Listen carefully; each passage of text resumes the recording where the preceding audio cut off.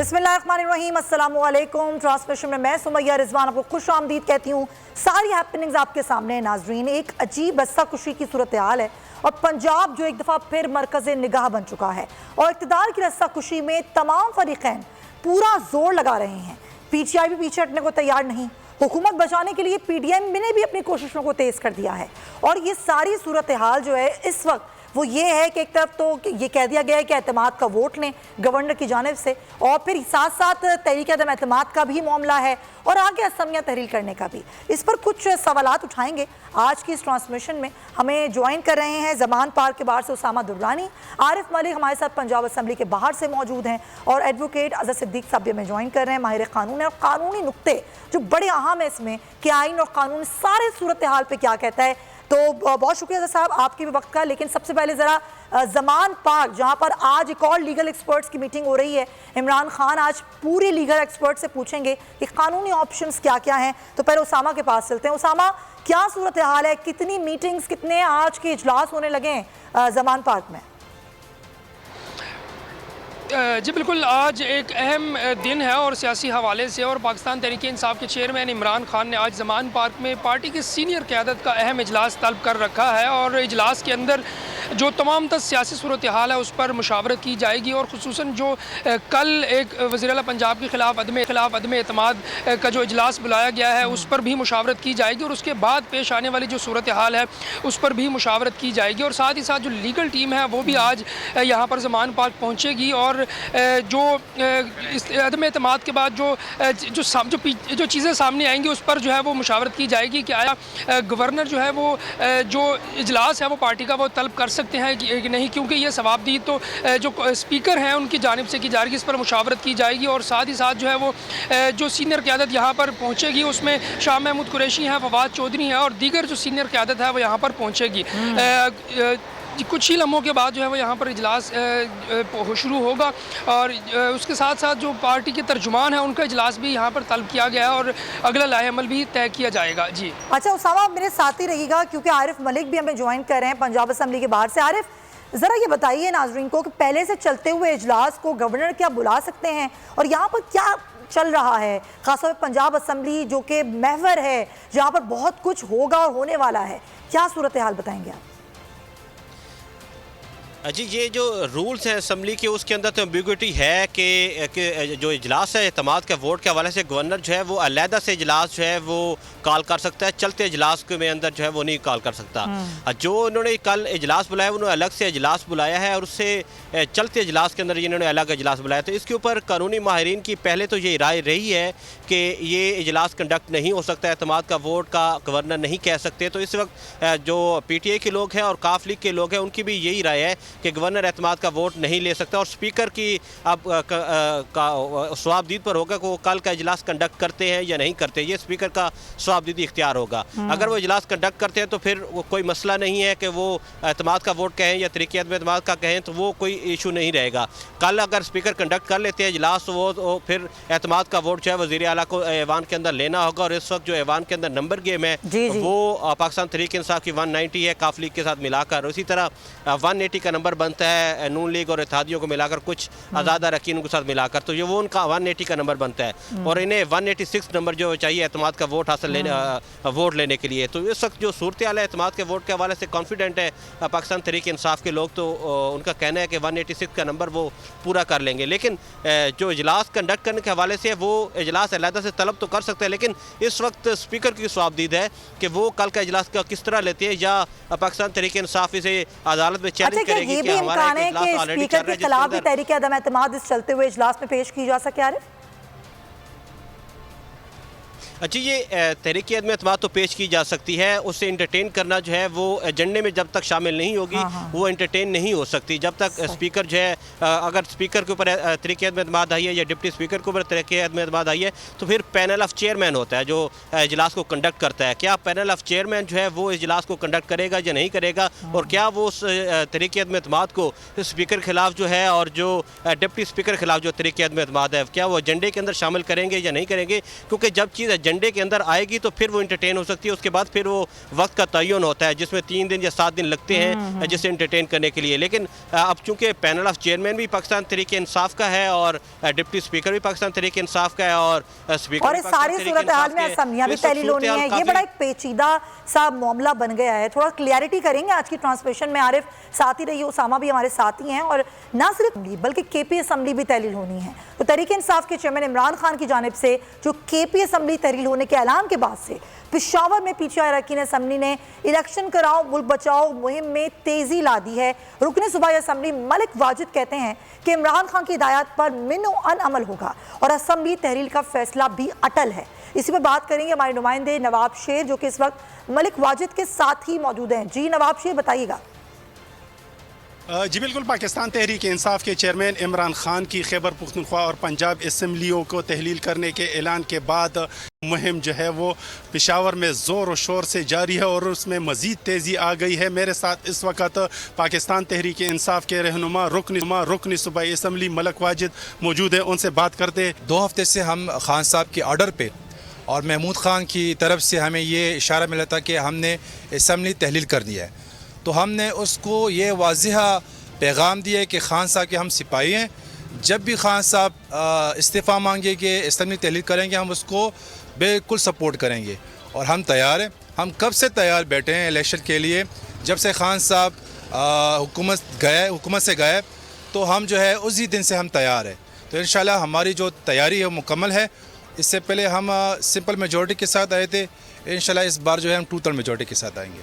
जैसा कि आप लोग देख रहे हैं कि मलिक वाजिद का ये कहना है कि अपने हलके में उन्होंने जो है वो इलेक्शन कराओ और मुल्क बचाओ मुहिम जोर और शोर से जारी किया हुआ है और वो इलेक्शन की तैयारी कर रहे हैं। नवाब बहुत शुक्रिया। अब इसी पर हम बात करेंगे, हम इसे ज्वाइन करें हाशिम डोगर साहब और साबिक गवर्नर भी रह चुके हैं पंजाब के। बहुत शुक्रिया आपका हाशिम साहब। अब ये सारी सूरत हाल है जो एक क्योस पे मजीद क्योस हो गया है कि अब वो कह रहे हैं गवर्नर की जी एतमाद का वोट लें, अलग से उन्होंने इजलास बुला लिया है, नंबर्स उनके पास पूरे नहीं हैं। अब आप लोगों की क्या स्ट्रेटजी रहेगी सारी सूरत हाल में? जी बहुत शुक्रिया। पहले तो मैं थोड़ा क्लैरिफाई कर दूं कि मैं साबिक गवर्नर नहीं हूं, मैं साबिक वज़ीर दाखिला। जी जी जी जी जी बिल्कुल बिल्कुल बिल्कुल, हम इसको क्लैरिटी कर लेते हैं। तो दूसरी बात है कि बिल्कुल समझ नहीं आ रही कि ये किस तरफ चल रहे हैं। जिनकी हुकूमत है हमारी पंजाब में, हम चाहते हैं कि हम इलेक्शन में जाएं और ये जो है ना ये पूरी एफर्ट कर रहे हैं कि नहीं हमें इलेक्शन में नहीं जाना चाहिए। उसकी एक बड़ी क्लियर वजह है, इनको इलेक्शन जो है वो अपने लिए वो जो फांसी घाट होता है वो नजर आ रहा है। इनको पता है कि इनको पंजाब में इतनी बुरी शिकस्त होने वाली है। केपी के तो आप जिक्र ही ना करें, वहाँ पे तो कोई बहुत किस्मत वाला होगा जो पीटीआई के किसी एमपीए को हरा के असम्बली में पहुंचेगा। पंजाब में भी ये सूरत हाल होगी कि जो मुझे नजर आ रहा है 3/4 के साथ इंशाल्लाह हम अगले 3 महीने के अंदर हम वापस पंजाब असम्बली में पहुंचेंगे। और हमारा 3/4 है कि जी 3/4, 2 तिहाई नहीं, 3/4। और उसमें यही इनसे मशवरा है कि in the larger interest of the country आप देखें मुल्क की मईशत कहाँ जा रही है और आप सिर्फ अपने ये जो है ये इक़्तिदार की खातर आपने हर चीज को दांव पे लगा दिया। भिखारियों की तरह भीख मांगते हैं पूरी दुनिया से, इनको भीख को नहीं देता। मईशत का ये हाल है कि इस वक्त दुनिया में फ्यूल प्राइसेस इतने लो रेट्स में हैं कि माजी में पिछले 3-4 साल में नहीं रही और ये हमें 250 लीटर पे पेट्रोल दे रहे हैं, डॉलर मिल नहीं रहा। ये करना क्या चाह रहे हैं? ये जो एक मुंशी इनका आया है बाहर से जिसका इन्होंने बड़ी वो बताया था कि ये जादूगर है मईशत का, वो भी फेल हो गया है। शहबाज शरीफ के बारे में इन्होंने एक चक्कर चलाया हुआ था जी, बहुत अच्छे एडमिनिस्ट्रेटर हैं, बिल्कुल फेल हो गए और मतलब साफ नजर आ रहा है कि he the most incompetent prime minister. Sir वो अच्छा एडमिनिस्ट्रेटर है ना, वो अपने लिए अच्छा एडमिनिस्ट्रेटर हैं, सारे केसेस भी माफ हो रहे हैं। हाँ जी बिल्कुल। देखिए ना, आपका मुल्क जब आजाद हुआ तो आपकी मईशत उस वक्त कहाँ पे थी? आपके जो अदारे दुनिया में मशहूर थे, आपकी इंटरनेशनल एयरलाइन, आपकी इरिगेशन सिस्टम, आपका रेलवे सिस्टम, उन सब का बैठा के तो इनको देखें कि ये जो है ना वो प्लम्बर से इन्होंने काम शुरू किया, नल के टूटियां ये लगाते थे और वहां से चलते हुए जो एवन फील्ड और किधर किधर इनके अपार्टमेंट्स बन गए। तो इनको खुदा का खौफ करना चाहिए, मुल्क पे तरस करना चाहिए। इस अवाम का थोड़ा बहुत भी अगर इनके दिल में दर्द है तो ये जनरल इलेक्शन में जाएं और अगर इनको कोई खुशफहमी है कि ये बड़े पॉपुलर हैं तो जीत के आ जाएं। हम बिल्कुल आराम से। साहब एक बहुत ही मासूमाना सवाल मैं आपसे करना चाहती हूँ, वो ये कि अब एतमाद के वोट का कह दिया है, एतमाद का वोट नंबर गेम आप लोगों के पास पूरे हैं, ये आवाम जानना चाहती है कि क्या ऐसा मुमकिन है कि असम्बली भी तहरील हो जाए पंजाब की और परवेज इलाही वजीर आला भी रहें? देखिए, एतमाद का वोट गवर्नर साहब, एज फार एज मैं कोई लीगल फ्रेटर्निटी से मेरा तल्लुक नहीं है, मगर जो मैंने कल से हम जानते हैं कि जब आपका असेंबली का इजलास सेशन में हो तो गवर्नर जो हैं वो एतमाद के वोट के लिए नहीं कह सकते। तो वो जो गवर्नर का खाता है वो तो स्पीकर के ऑफिस में जो रद्दी की टोकरी है उसमें चला जाएगा। अच्छा, यहाँ तक अदम एतमाद की ये बात कर रहे हैं, अदम एतमाद में ओनर्स ऑफ रिस्पॉन्सिबिलिटी इनके ऊपर है। अच्छा, इन्होंने 186 मेंबर ला के तो हाउस के अंदर खड़े करने हैं, जिन्होंने अपने दोनों हाथ खड़े करने हैं कि जनाब हम अदम एतमाद करना चाहते हैं। मैं समझता हूँ फिलहाल तो जो पोजीशन है पीडीएम दोबारा भी पैदा होकर आ जाए तो 186 का फिगर पूरा है। ओके, तो सर ये होगा कैसे, फिर इनकी ख्वाहिश कैसे पूरी होगी? मैं ये अर्ज कर रहा हूँ कि जो हमारे दरमियान में जो हमारे रैंक्स के अंदर फाइल्स में जो भेड़ बकरियां थी वो फरोख्त हो चुकी हैं। बाकी सब गयूर इमरान खान के 178 एमपीएज हैं, काफी के 10 एमपीएज हैं और हम बिल्कुल हैंड्स इन ग्लव्स हैं। और कोई जमीर जिंदा होने की, कोई फोन आने की कोई गुंजाइश नहीं है? बिल्कुल कोई गुंजाइश नहीं है। और जो मेरे पास इंफॉर्मेशन है, जुमे के दिन इस असेंबली का आखिरी दिन होगा। अच्छा। और उसके बाद हम इलेक्शन के मोड में चले जाएंगे और हम इंशाल्लाह इनको वो इस दफा इलेक्शन करवा के दिखाएंगे कि ये इंशाल्लाह ये याद रखेंगे कि जो पीपल्स पार्टी के साथ पंजाब में हुआ वो मुझे नून लीग के साथ फ्यूचर में होता हुआ नजर आ रहा है। ठीक है, बहुत शुक्रिया। डोगर साहब हमारे साथ थे। आशिम डोगर, वज़ीर दाखिला, पाकिस्तान तहरीक इंसाफ के रहनुमा, वो कह रहे हैं कि रद्दी की टोकरी ही बनेगा वज़ीर आला के पास, ये जा रहा है अलग से इजलास बुला के, ऐसा हो नहीं सकता। तो ज़रा कानूनी पहलू जानते हैं। हज़रत साहब बड़ा ज़बरदस्त जो है वो इस पर अपना कानूनी नुक्ता नज़र पेश करेंगे। हज़रत साहब ज़रा बता दीजिएगा सर, क्या कल कोई ऐसी एक्सरसाइज हो सकेगी? क्या ऐसा मुमकिन है कि गवर्नर अलग से इजलास बुलाएं और एतमाद के वोट का कहें वज़ीर आला को? क्या होगा कल?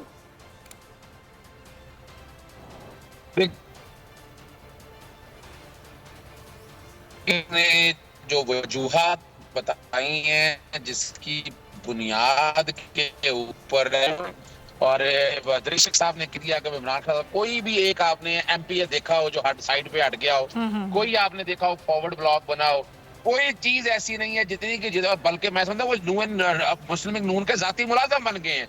और आप वो गवर्नर का काम ये नहीं है, गवर्नर वफाक का नुमाइंदा है जो नॉन पार्टीजन होता है। तो पाकिस्तान लॉयर्स फोरम की जजमेंट एंड रिकॉर्ड के ऊपर है जिसमें छोड़ना पड़ा था। तो इस वक्त तो गवर्नर पंजाब ने अपना हलफ इस तरह तोड़ा है कि अभी इजलास चल रहा है सूबाई असेंबली का, और सूबाई असेंबली का इजलास प्रोग नहीं हुआ है।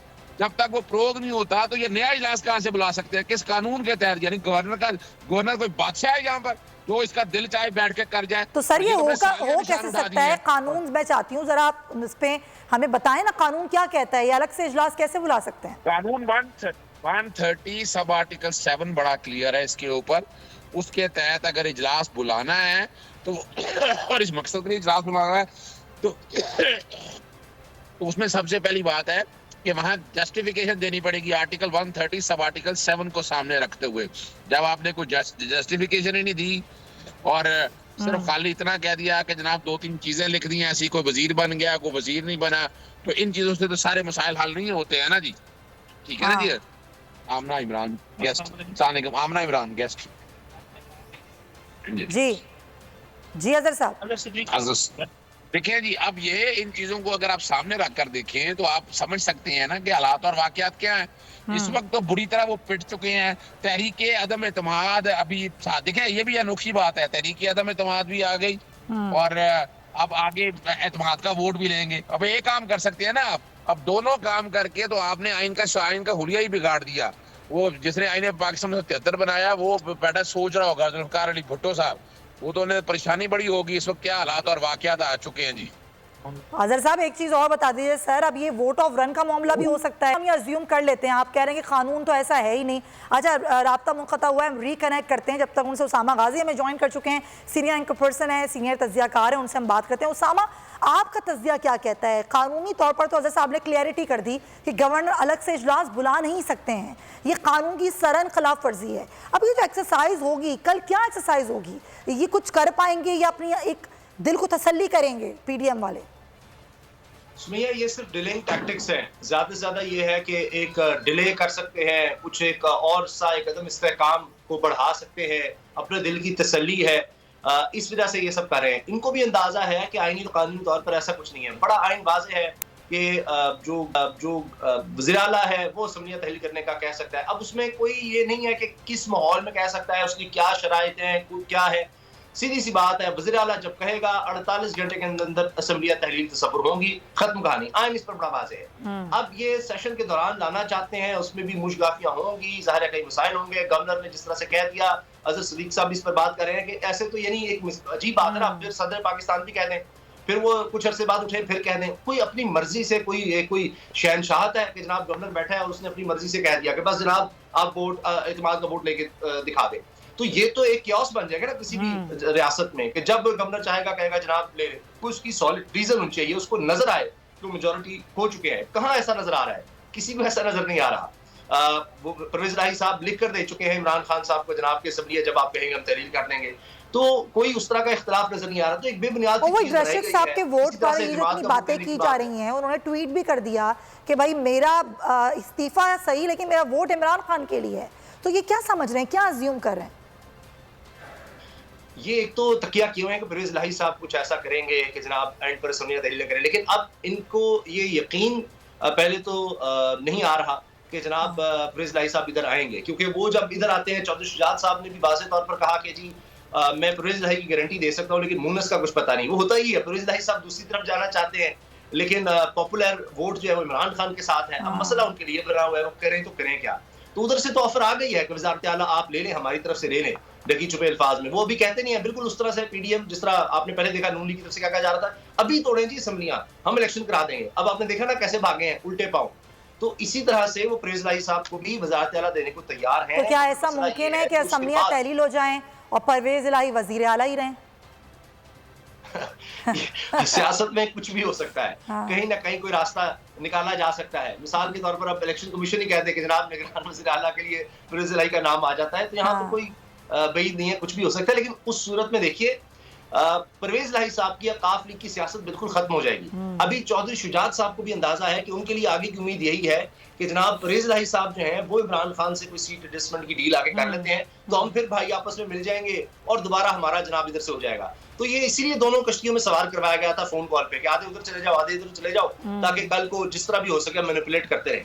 लेकिन अब मसला यह है कि पॉपुलर वोट इस वक्त पब्लिक जो है वो बहुत ज्यादा इमरान खान के साथ है, और आने वाले दिनों में सुमैया आप नोट कर लीजिए कि ये पॉपुलैरिटी बढ़ने वाली है और पीडीएम हुकूमत मजीद बदनाम, मजीद कमजोर, क्योंकि गैस और बिजली के रेट ये इतने बढ़ाने वाले हैं कि पाकिस्तान की तारीख में कभी नहीं बढ़े होंगे। ऐसा ही है, और इनके पास कोई ऑप्शन नहीं है और ये सिर्फ अपनी सियासत बचाने की कोशिश कर रहे हैं, जो कि वो भी बचती हुई नजर नहीं आ रही। खबर अब्बास भी में ज्वाइन कर चुके हैं, ब्यूरो चीफ हैं, उनसे बात करते हैं। खबर क्या खबरें लेकर आए हैं आज आप? ये जो कल होने वाला है ये खाली खुली की एक्सरसाइज होगी या ये पीडीएम कुछ हासिल कर पाएगी? अंदर की खबर क्या है?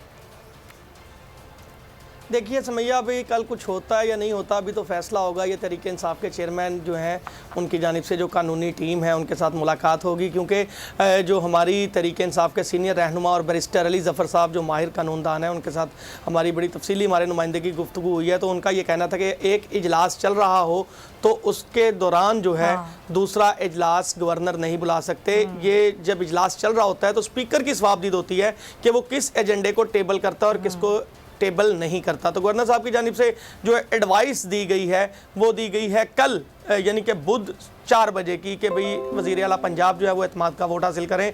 मगर अभी वो इजलास बुलाया जाता है या नहीं बुलाया जाता ये अभी स्पीकर पंजाब असम्बली सिब्तैन खान बताएंगे। अच्छा। ये तो अभी बात सिर्फ जैसे उसामा साहब बात कर रहे थे कि ये डिलेइंग टैक्टिक्स हैं, उन्हें नजर आ रहा है कि अब उनके हाथ में चीजें नहीं है। स्पीकर के खिलाफ कोई तहरीक तैयार हुई है क्या? उसके हवाले से क्या खबर है आपके पास?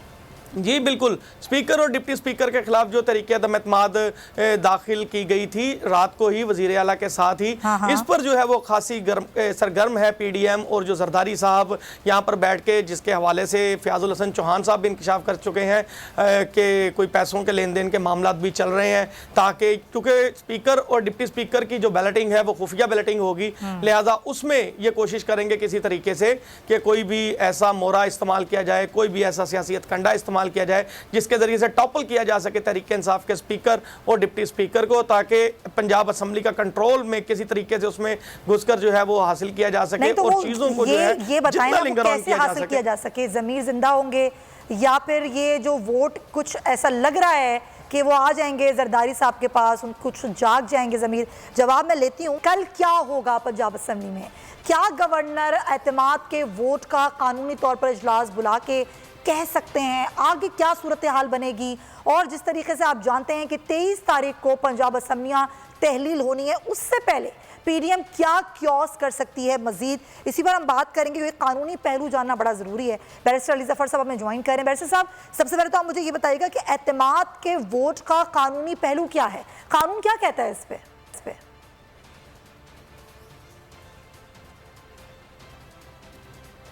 देखें, जहाँ तक तो एतमाद का वोट लेने का एक पहले जवाज़ होना चाहिए गवर्नर के पास। अगर वो जवाज़ हो तो फिर उसका आईनी हक है कि वो चीफ मिनिस्टर को कहें कि आप कॉन्फिडेंस का वोट ऑफ कॉन्फिडेंस लें जाके अपनी असेंबली में। लेकिन उसके लिए पहले जवाज़ होना चाहिए। हवा में नहीं हो सकता कि एक दिन गवर्नर साहब उठें और फैसला करें कि मैंने एतमाद का वोट लेना चीफ मिनिस्टर से, वो नहीं हो सकता। लेकिन दूसरा इसमें प्रॉब्लम ये है, आईनी हक तो है उनका अगर जवाज़ हो, लेकिन दूसरा जो उनको देखना पड़ता है वो ये है कि सेशन, उस वोट ऑफ कॉन्फिडेंस के लिए स्पेशल सेशन कॉल करना पड़ता है। अब अगर सेशन चल रहा हो और उसका इजलास चल रहा हो असेंबली का, तो फिर जो स्पीकर है वो एक तरह से उसका गार्डियन होता है, वो इंचार्ज होता है और स्पीकर साहब ही फैसला कर सकते हैं कि क्या एजेंडे पे लेके आना है या क्या नहीं आना। सो जब तक इजलास चलता रहेगा, वो चूंकि इजलास स्पीकर साहब के हाथ में है, इसलिए वो वोट ऑफ कॉन्फिडेंस जो है वो उसकी मूव नहीं कर सकते गवर्नर। जब एक बार इजलास खत्म होगा फिर वो वोट ऑफ कॉन्फिडेंस लेने कह सकते हैं और उसके बाद फिर वोट ऑफ कॉन्फिडेंस लेना पड़ेगा। ये है आईनी। और तो ये जिस तरीके से आपने खुद भी कहा कि दौरान इजलास ऐसा हो नहीं सकता, तो ये दौरान इजलास गवर्नर इजलास बुला के एतमाद के वोट का कह रहे हैं, तो उनका ये इक़दाम आईनी और कानूनी है? काम तो कर दिया उन्होंने। नंबर 1 तो उन्होंने जो जवाब दिया है मुझे नहीं नजर आ रहा उसका कोई जवाब हो। ये होना चाहिए कि उनके पास जो है असेंबली के मेंबरान वो आके कहें कि जनाब हमें अब वोट, हमें कॉन्फिडेंस नहीं रहा चीफ मिनिस्टर पे, इसलिए हम इनको हटाना चाहते हैं। उसके बेसिस पे गवर्नर कर सकते हैं। तो एक तो पहली बात यह है कि जवाब ही नहीं है गवर्नर साहब का ये असेंबली को ये वोट ऑफ कॉन्फिडेंस लेने का कहने के लिए। लेकिन दूसरी बात यह है कि चूंकि इजलास चल रहा है तो ये वोट ऑफ कॉन्फिडेंस लेने की जो उन्होंने इशारा किया है गवर्नर साहब ने या डायरेक्शन दी है, वो पेंडिंग रहेगा जब तक इजलास चलता रहेगा। इजलास के बाद खत्म होता है तो उसके लिए नया इजलास फिर बुलाना पड़ेगा इस चीज को देखने के लिए। अच्छा, अब ये तो हो गई एक बात। अब चले हम अज्यूम कर लेते हैं कि ये सारा हो भी जाता है, तो वजीर आला को एतमाद का वोट लेना होगा या वोट दिखाने होंगे? नहीं, देखें, दो चीजें होती हैं। एक होता है वोट ऑफ कॉन्फिडेंस, एक होता है वोट ऑफ नो कॉन्फिडेंस। जी। वोट ऑफ नो कॉन्फिडेंस अगर कोई लेके आए तो उनको तो जो सीटें हैं 186 सीटें जो वोट्स हैं वो चीफ मिनिस्टर को के अगेंस्ट डालने पड़ते हैं। सही। लेकिन अगर वोट ऑफ कॉन्फिडेंस लेना हो तो फिर जो मेजॉरिटी है मेंबर्स के उनको शो करना पड़ेगा चीफ मिनिस्टर को कि मेरे पास मेजॉरिटी मेंबर्स की है। ये डिफरेंस होता है वोट ऑफ कॉन्फिडेंस और वोट ऑफ नो कॉन्फिडेंस। इस सिनेरियो में जितने भी मेंबरान हैं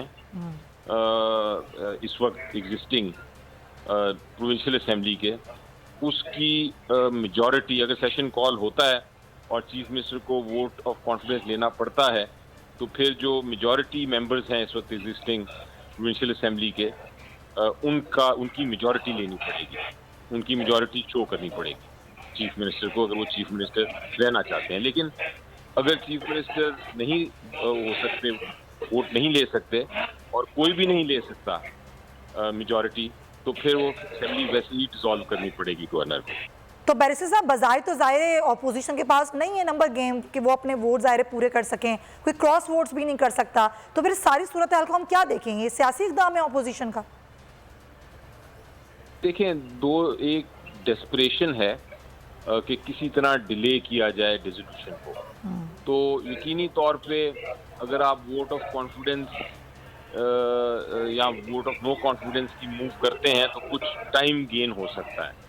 अच्छा। जितनी देर में ये कार्रवाई पूरी होगी वोट ऑफ नो कॉन्फिडेंस या वोट ऑफ कॉन्फिडेंस की, उसमें कुछ टाइम गुजर सकता है, 15-20 दिन, लेकिन इससे ज़्यादा नहीं। 15-20 दिन से आगे ये मामला नहीं जाएगा। तो हो सकता है कि इतनी डेस्परेशन है पीडीएम में कि वो शायद ये सोच रहे हैं कि 15-20 दिन और गेन करने के बाद वो कोई इन द मीन टाइम कोई पॉलिटिकल ऐसी मैनूवरिंग कर लें कि ये डिसोल्यूशन ख़त्म हो सके।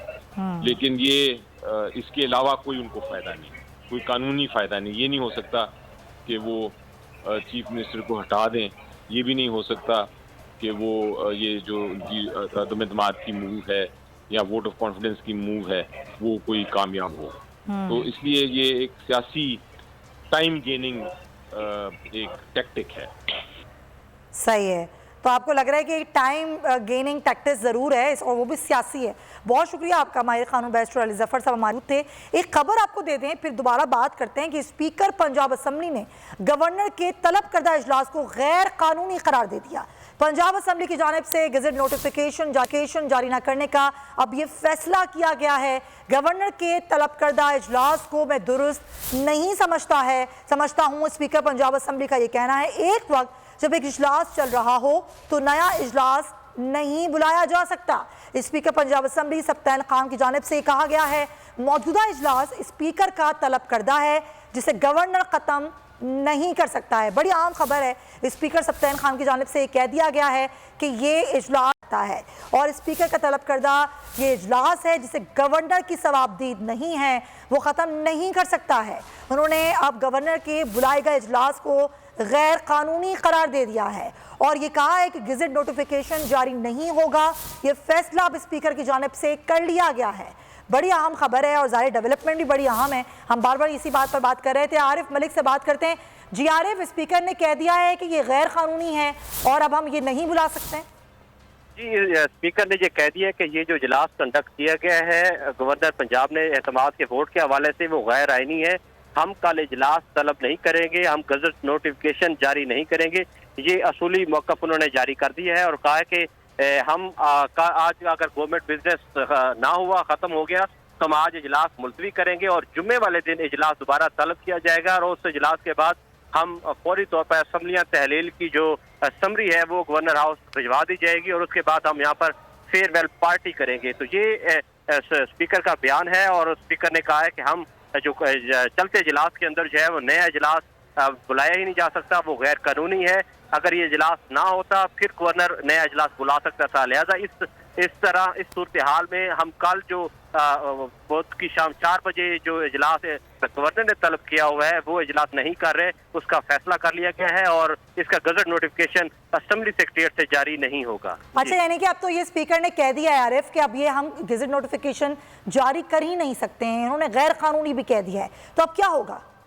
जी, ये अब चूंकि इजलास अब इजलास कंडक्ट नहीं किया जाएगा तो एतमाद की जो समरी है जो मूव की गई है वो खत्म हो जाएगी और ये अपनी एक जैसे ही जो हमें समझ आ रही है कि जुम्मे वाले दिन जो इजलास तलब किया जाएगा उसके अंदर तहरीक अदम एतमाद जो डिप्टी स्पीकर और स्पीकर के हवाले से की गई है उस पर जो है वो वोटिंग हो सकती है। जरा क्लियर कर दें, इजलास चल रहा है, इजलास शुरू होता है, उसी में असम्बलियां तहलील होने का मामला है, तो उससे पहले ही ये बात की जा सकती है? जी, असम्बलियां तहलील जैसे ही गवर्नर क्योंकि एतमाद का जो वोट का कहा गया है वो उसका इजलास तो कंडक्ट करना ही नहीं है और दूसरा जो इजलास है वो आज अगर गवर्नमेंट बिजनेस खत्म हो गया तो इजलास मुलतवी कर दिया जाएगा और जुम्मे वाले दिन के लिए नया इजलास बुलाया जाएगा। जो गवर्नर का इजलास है उसे कंडक्ट नहीं किया जाएगा और जो जुम्मे का इजलास बुलाया जाएगा। अच्छा आरिफ, जरा साथ ही रहिएगा। स्पीकर पंजाब असम्बली सब्तैन खान ने क्या कहा जरा आपको सुनाते हैं। जान, आप सारे माशाल्लाह समझदार हैं कि हाउस इन ऑर्डर है और हाउस चल रहा है, तो इसके ऊपर गवर्नर साहब ने ये जो रात ये ऑर्डर किया है मैं इसको इलीगल समझता हूँ और मैं इसको ठीक नहीं समझता। जो आइन की इंटरप्रिटेशन है या हमारे रूल्स प्रोसीजर हैं 1997 के प्रोविंशियल असेंबली के। तो जब इजलास है और उनका जो सेशन था वो 41st था, 41वां। जान आप सारे माशाल्लाह समझदार हैं। ये स्पीकर पंजाब असम्बली सब्तैन खान कह रहे हैं कि ये गैर कानूनी इक़दाम है, हम नहीं बुला सकते, एग्जिट नोटिफिकेशन जारी नहीं किया जा सकता। ये जो सारी सूरत हाल बन गई है कि ख़ास तौर पर स्पीकर ने कह दिया है कि अब ये इजलास जो गवर्नर बुला रहे हैं ये गैर कानूनी है, ये चलता हुआ इजलास है। गवर्नर चलते हुए इजलास में अपनी हिदायत पर एक नया इजलास नहीं बुला सकते हैं। तो उसामा फिर कल क्या होगा? ये ऐसे ही हो जाएगा बस के कोशिश की और वो कामयाब नहीं हुई, या क्या लग रहा है आपको? मुझे मामला अदालत में जाता नजर आ रहा है। अच्छा। लीगल बैटल एक और ये कुछ अरसा चल सकती है और मेरा ख्याल है तहरीक इंसाफ की कोशिश करेगी कि वो मामला अलग चलता रहे और उस दौरान में असम्बलियां तहलील कर दे ताकि वो एक इलेक्शन कमीशन पर फिर एक ज़ाहिर बर्डन आ जाएगा। तो इमरान खान साहब इस सारे प्रोसेस में बहुत से और लोगों को एक्सपोज कर देंगे। मिसाल के तौर पर हम देखें काफ लीग एक्सपोज हो सकती है कि वो किस तरफ है, वाज़ेह तौर पर आ जाएगा। अब यहाँ पर इमरान खान साहब में विन विन सिचुएशन है। अगर असम्बलियां तहलील हो जाती हैं, इलेक्शन की तरफ मामला चला जाता है, लीगल बैटल्स होंगी, पता लग जाएगा काफ लीग पूरी तरह से किस तरफ है और पीछे क्या दूसरे जो हाथ है जो नजर नहीं आते वो किधर है, वो उनको फिर वाज़ेह तौर पर सामने आना पड़ेगा। तो इस सारे प्रोसेस क्लियर हो जाएगी, इलेक्शन कमीशन मजीद एक्सपोज होगा। तो ये हमें जो ये सारा प्रोसेस नजर आ रहा है ये बड़े इलेक्शन की तरफ ही रहा है। अच्छा, थोड़ी क्लियरिटी और कर दें। टाइम गेन होगा भी तो इमरान खान के लिए विन विन सिचुएशन है, आप ये कह रहे हैं?